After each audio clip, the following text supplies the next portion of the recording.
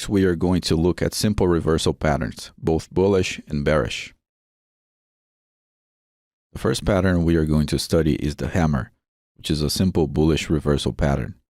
In other words, when price is going down and a hammer appears, that's a signal the price will reverse its direction to the upside. The shape of a hammer has a few characteristics that make it a bullish reversal pattern. The first thing to notice is that the hammer received its name because the candlestick resembles the shape of a hammer. This pattern is also composed of a small bullish candle body that lives on the upper range of the candlestick. Hammers can have a small upper tail, but one of its main characteristics is that it has a large lower tail. The logic behind a hammer is quite simple. We need to roll back the internal history of the candlestick to understand why it means a bullish reversal.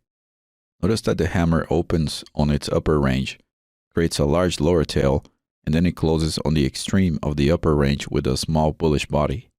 That basically means that sellers had the control in the beginning of the formation of the hammer, and that's why price was down there at some point. However, once buyers realized that the sellers were gaining control, they appeared to assume control again, so they make price close on the upper extreme of the candle range. The large lower tail signifies the fact that sellers had the control, but buyers were able to overcome that.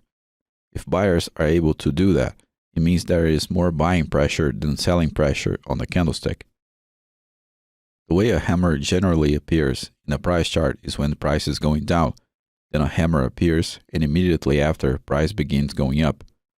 One thing to remember here is that not all hammers work.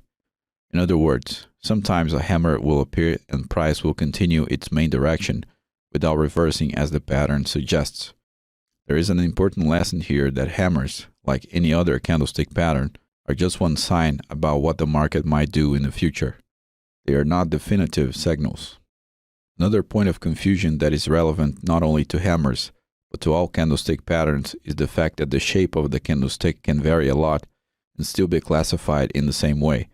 For instance, a hammer might have a slightly larger candle body or a small upper tail and still be classified as a hammer. The point is that these candle patterns don't have a rigid shape. They have an overall shape that is malleable and can be subjected to some changes. The next pattern we are going to see is the inverted hammer, which is a simple bullish reversal pattern. The inverted hammer is very similar to the hammer, but it has one major difference. The candle body lives in the lower range of the candlestick, so naturally there is a large upper tail instead of a large lower tail. The inverted hammer is still a bullish reversal pattern because the candle body is bullish, but it's a weaker pattern relative to the hammer. To understand that, we need to roll back the internal history of the candlestick. The fact that the inverted hammer has a small bullish body and a large upper tail implies that at some point during the formation of the candlestick, buyers were really strong. However, sellers were able to overcome that and bring the closing of the candlestick to its lower range. Even though sellers prevented buyers from closing the candle on its upper range, buyers still managed to win the battle in the lower range by creating a bullish body.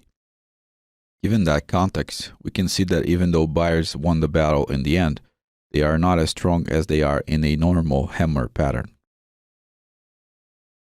The way an inverted hammer appears in a price chart is when price is going down, then an inverted hammer appears, and then price will tend to go in the opposite direction right afterwards. The next pattern is the shooting star, which is a simple bearish reversal pattern. The shooting star has a very similar shape to the inverted hammer pattern, but there are two fundamental differences. The first is that a shooting star is a bearish reversal pattern, while the inverted hammer is a bullish reversal. That means that a shooting star appears when the price is going up to signal a reversal to the downside. The second difference is that a shooting star has a bearish body, while the inverted hammer has a bullish body. The shooting star pattern is formed by a candlestick with a small bearish body that sits in the lower range of the candlestick and a long upper tail.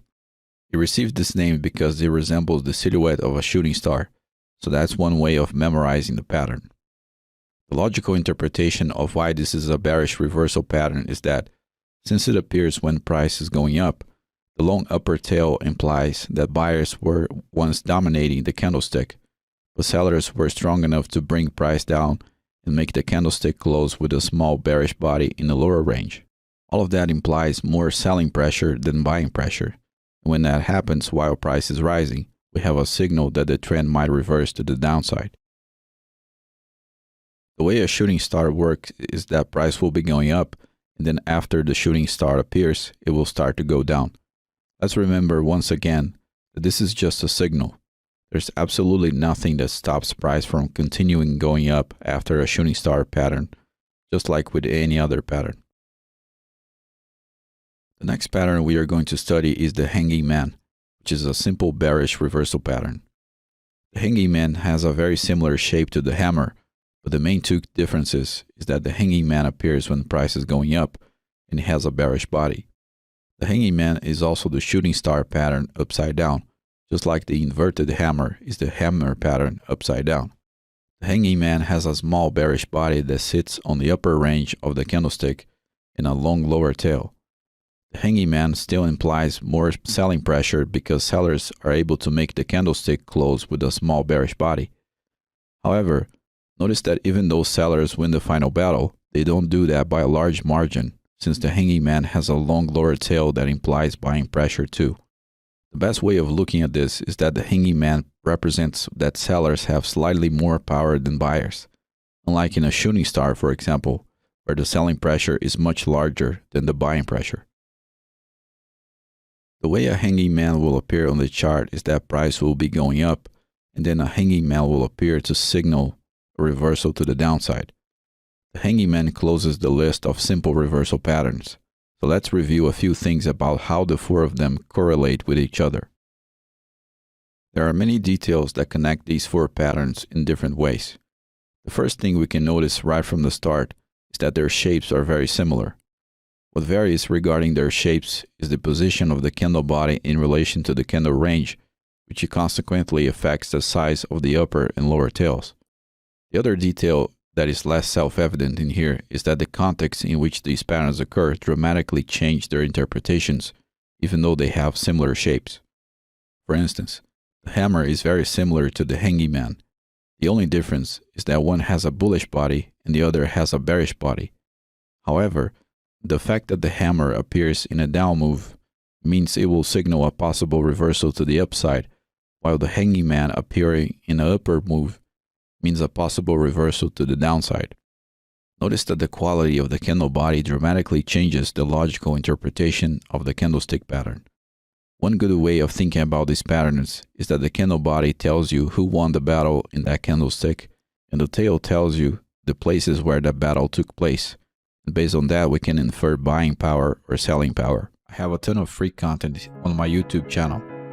You can find some basic information and some advanced stuff as well. If you like the material I produce, please consider the like button, subscribing to the channel, activating the notifications button, sharing the video, and leaving your feedback below in the comment section. Thank you very much for watching, and I hope to see you in the next videos. Take care.